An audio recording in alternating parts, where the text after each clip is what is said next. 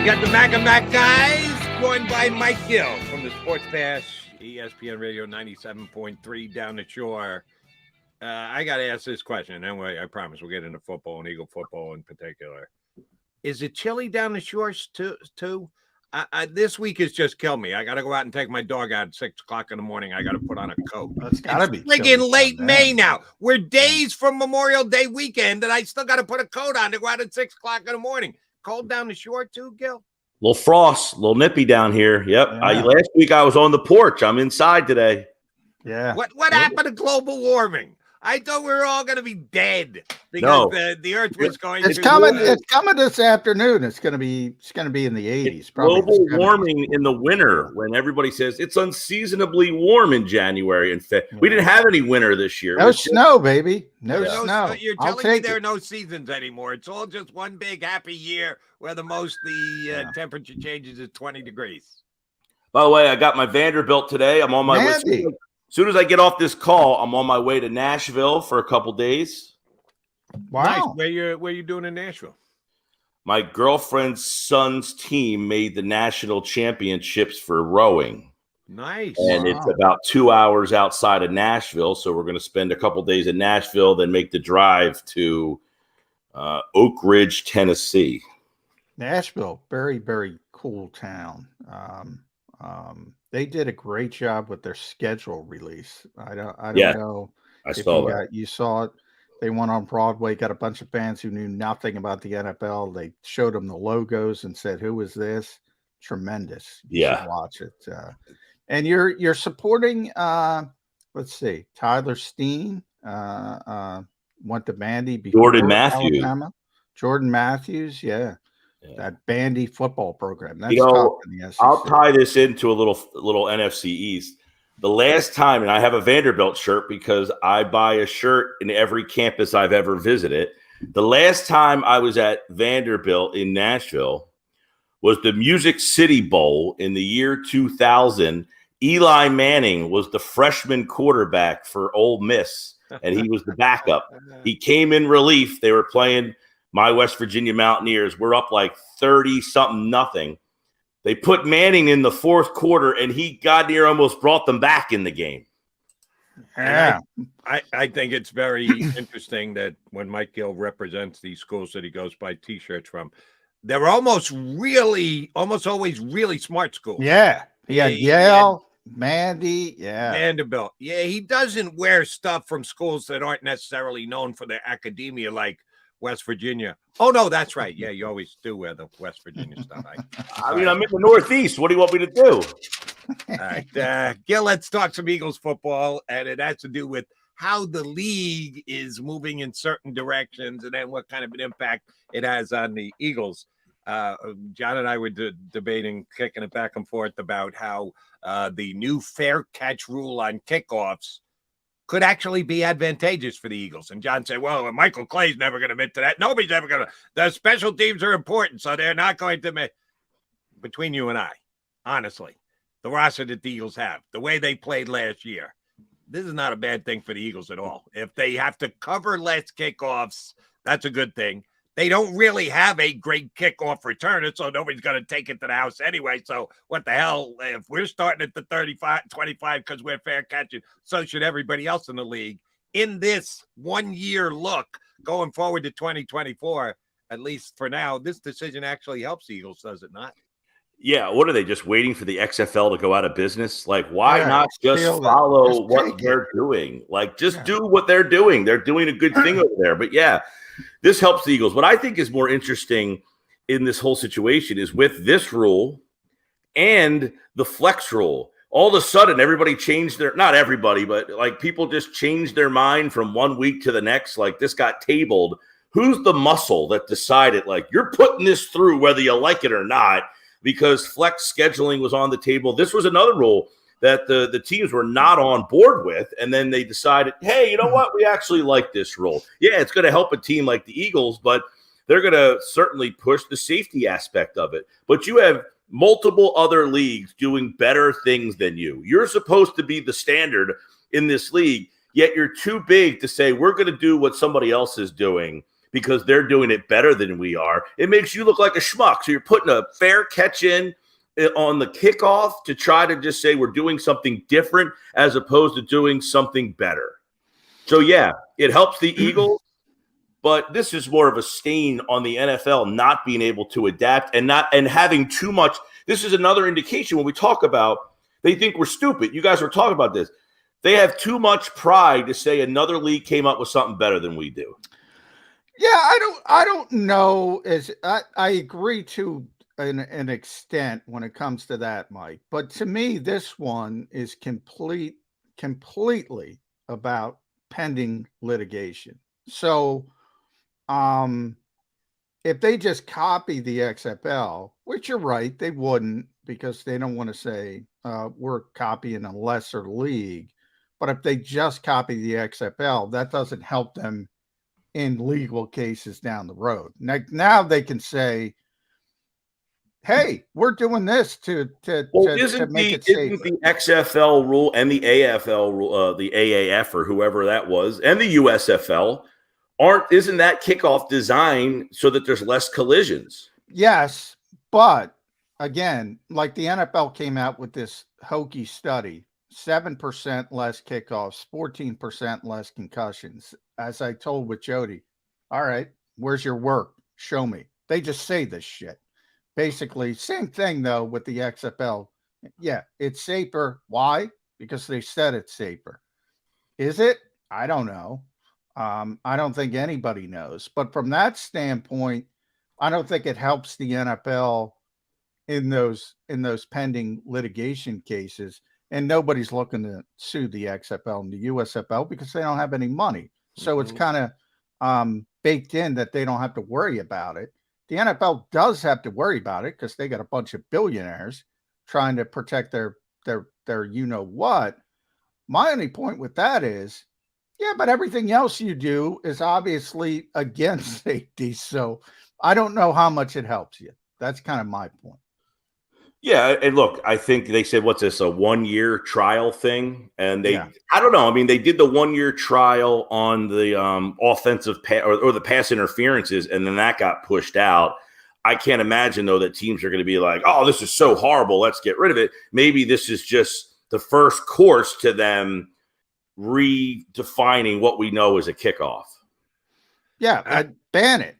Just ban it. Just get rid of it. That could be next, John. Don't say it too loudly. The NFL may actually go there. And, oh, by the way, again, I'm not a lawyer. And even when I play one here on YouTube or radio or wherever else, I readily admit sometimes I'm making stuff up. Kind of like the NFL with the numbers that they throw out. They're making stuff up as I go along.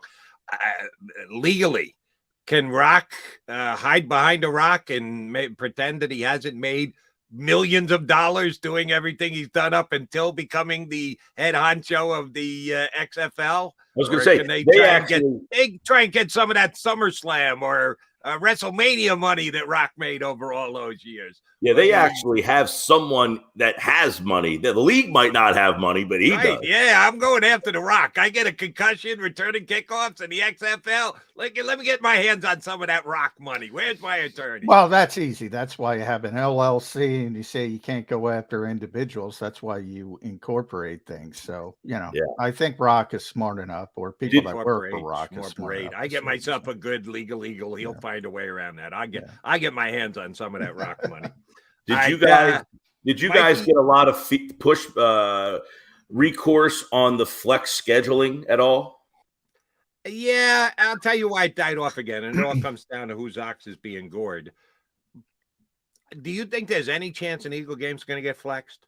No, and we went through the 5 games this year that could possibly get flexed. There's only one that I think could be like in peril, would be the Saints-Rams game. But when you look at it, I was thinking about this because I agree with you, Jody. The Eagles would not be a flex team probably in any scenario. Dallas is one of them, and they play the Thursday before, which is why I'm surprised that game, they play Seattle. They both play the Thursday before and then the Thursday after. They're not going to flex Dallas out of that spot. But when you think about it from this perspective, how many people, the Eagles are just an outlier. How many other fan bases travel to a game?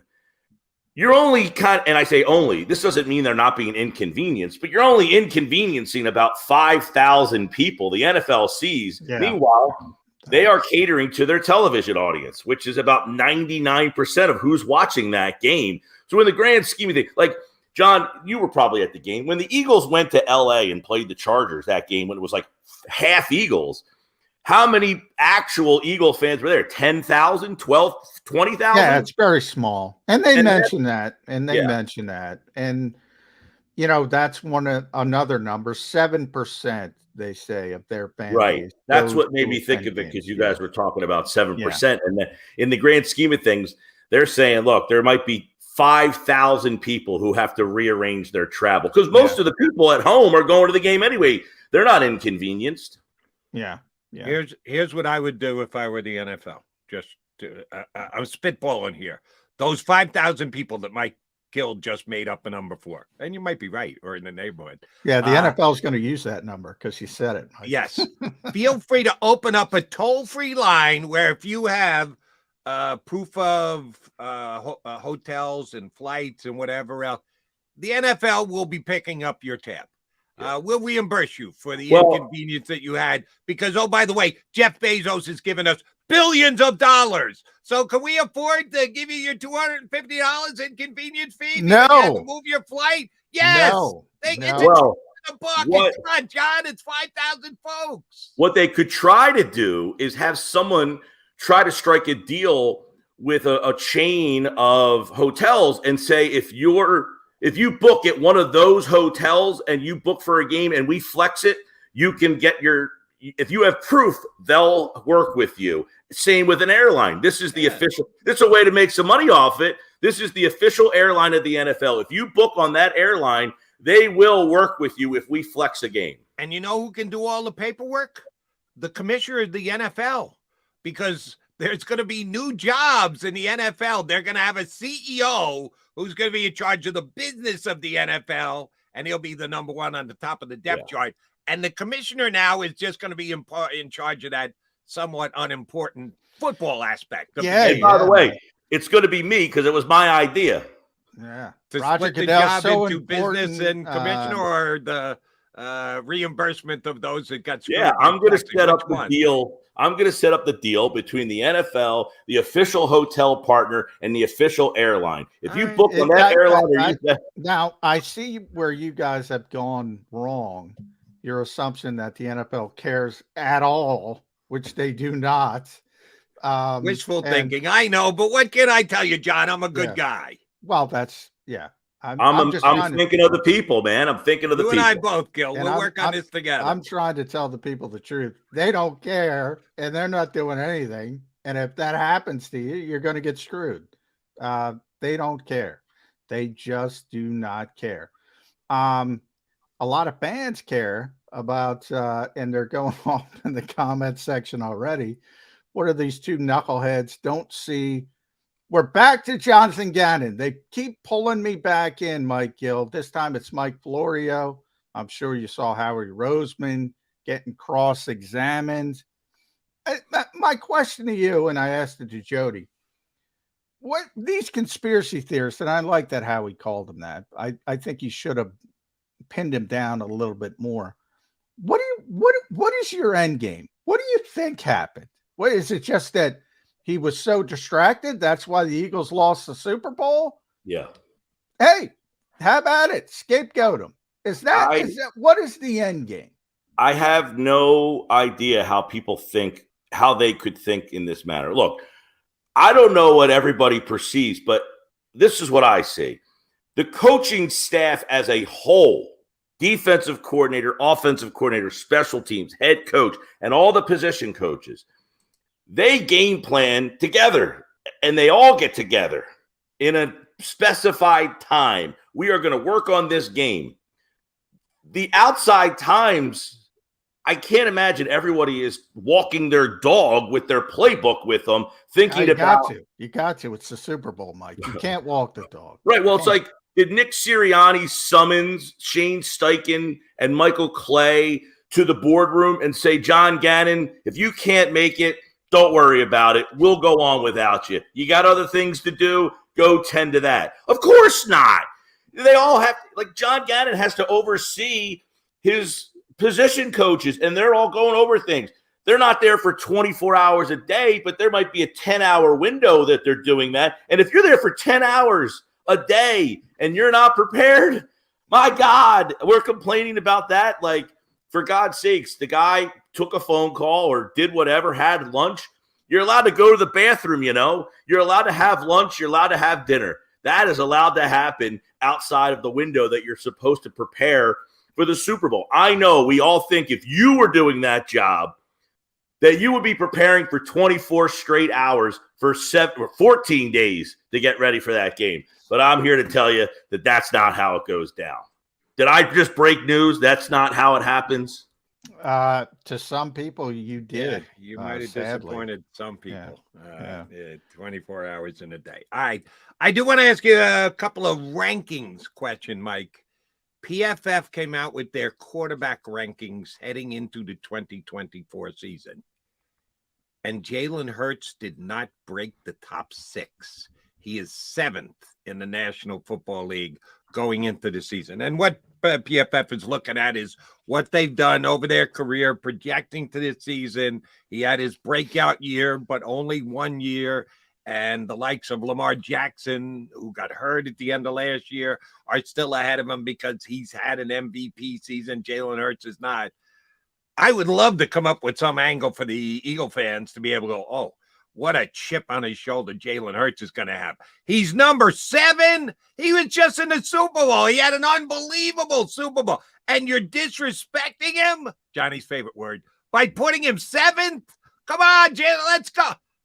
But he's already as motivated as they come. So what are the Eagles actually going to derive from the disrespect that Jalen Hurts gets for being the 7th-ranked quarterback on Pro Football Focus? Well, this is just his life story, isn't it? It's just another peg in the way up to where he's been, constantly having to, do something to prove to people that he belongs. Look, being number 7 is actually kind of interesting to me because you go back to the contract conversation. One of the things with this contract was he only did it 1 year. He had 3 years of work. 1 year was basically a nothing burger, his rookie season. The second year, if that was his only resume, he's not getting this deal.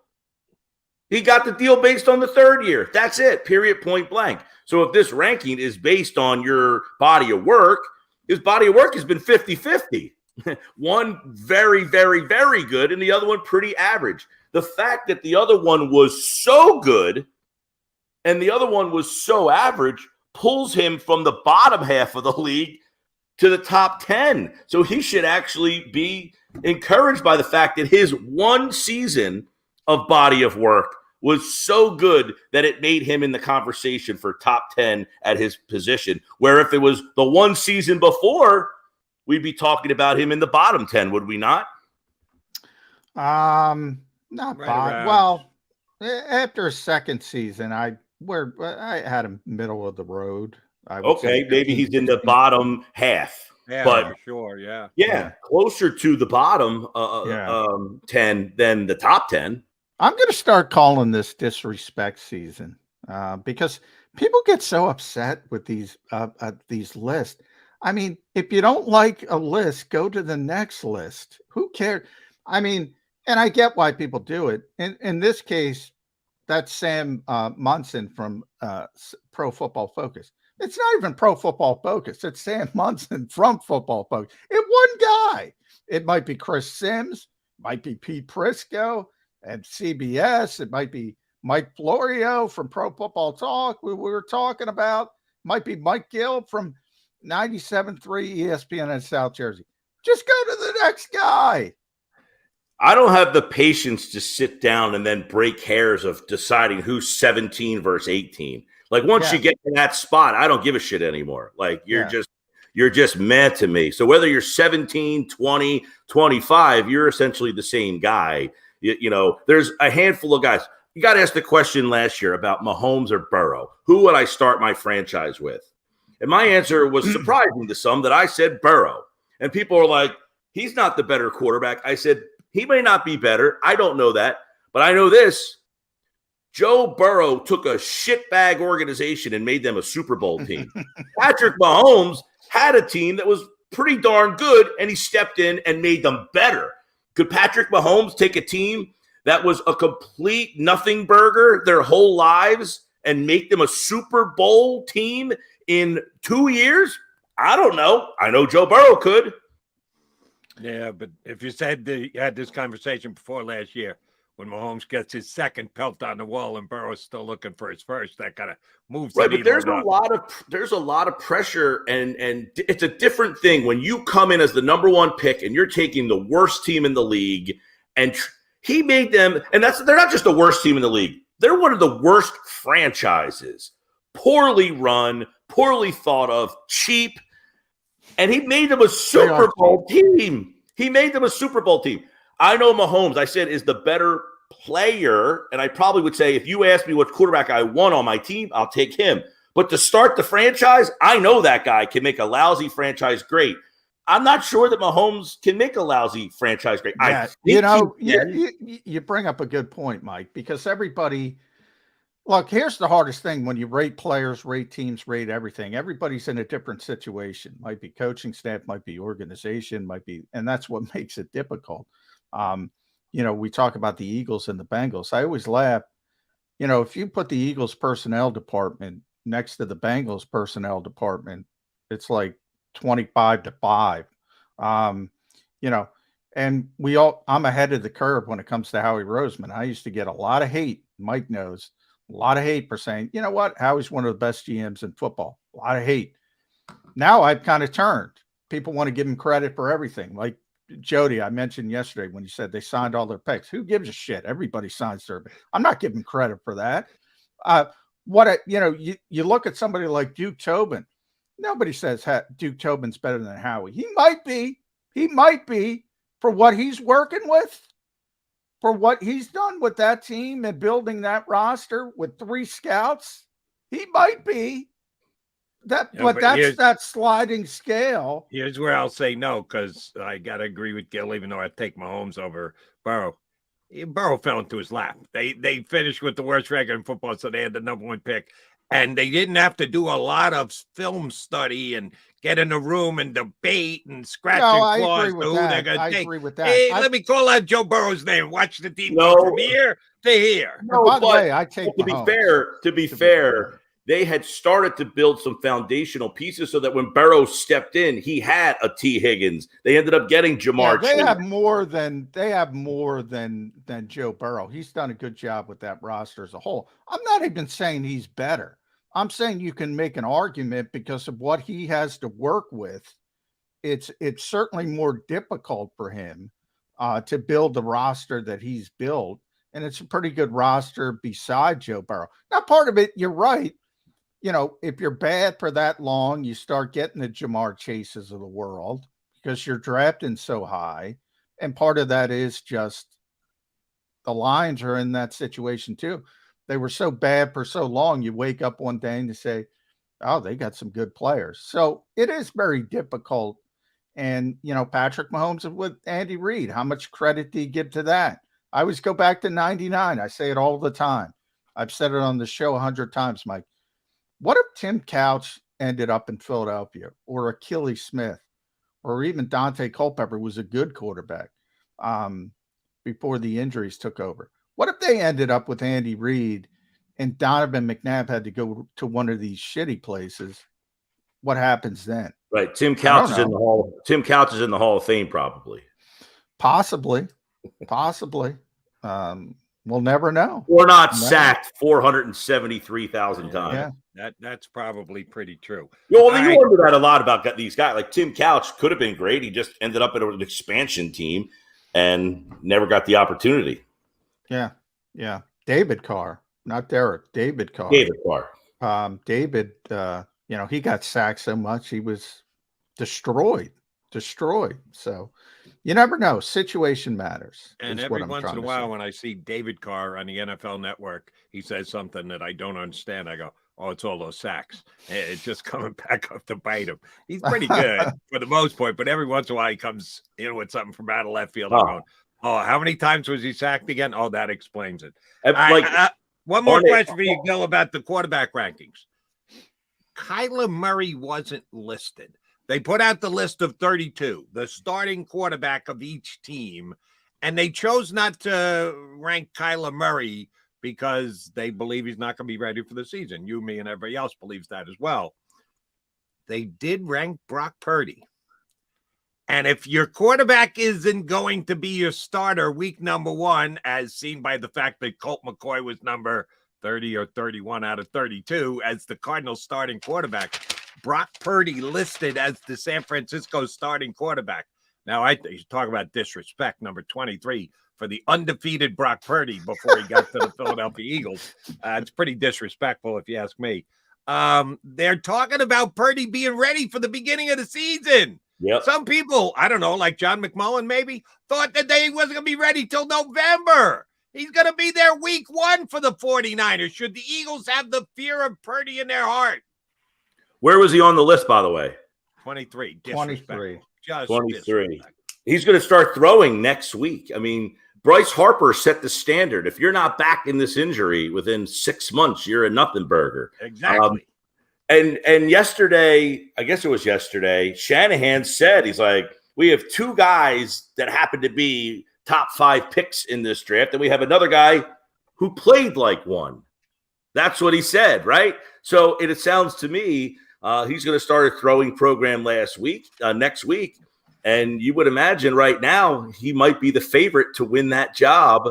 And the 49ers, by the way, the Philadelphia Wilt Chamberlains, they got a rule put into place because of what they did. You know, their defense was so good, that John Gannon guy, their defense was so good. Whoa, what are you talking about, Mike? Their defense was so good that they got 2 quarterbacks knocked out of a game. They had to put a rule in to fix it. But, hey, I think them having Purdy in the mix here certainly makes it more interesting out there with 2 top more 5. than in the mix. You referenced Shanahan. Shanahan said he'll be our starter. If he's good to go, he's going to be their starter opening day. Now, Joe, to to defend myself to Jody, Mike, does my mail-in medical degree from Western Samoa, is that less than Sam Munson's from What's the Matter You?